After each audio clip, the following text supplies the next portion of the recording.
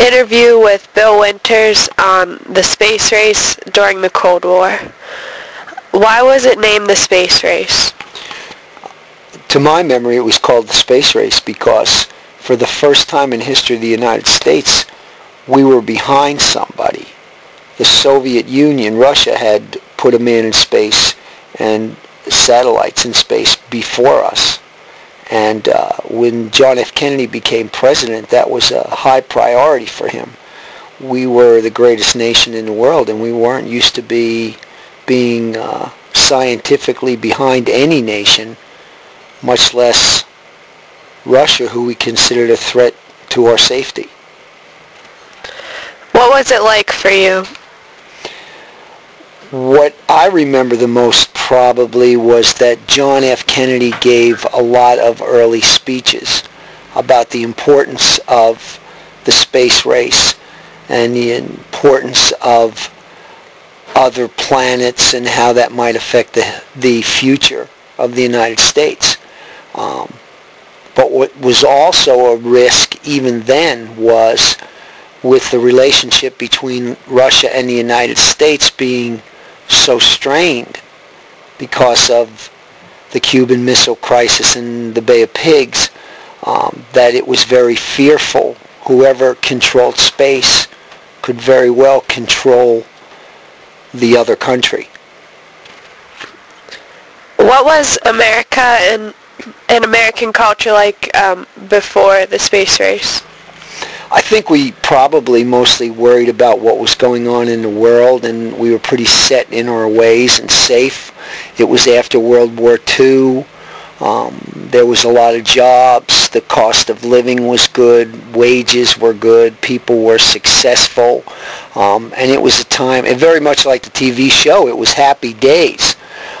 And then all of a sudden with the issue of the space race and the power that another country could have over the other, it suddenly brought fear into the hearts of people where they were living in these happy times.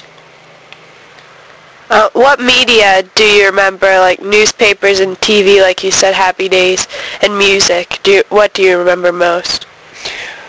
I remember TV the most because everything was in front of you all the time. You knew about everything that happened, and you got front page news every night. You've got graphic scenes every night. I remember one of the funny things about the space race was that there were actually people who believed that the whole thing was fictionalized and that the United States and Russia had secret movie sets that looked like foreign planets and different types of movie tricks, and that actually no satellites were ever flying or anything else, and they believed it was just a big fictitious story. In the 70s, there was a movie called Capricorn 7, I think, which was the kind of the history of how people believe that happened and how it was accomplished by governments. It was all a big farce, but it was very funny. Why is the space race so important to us now? I think that probably it's so important to us now just because of the advancement of science.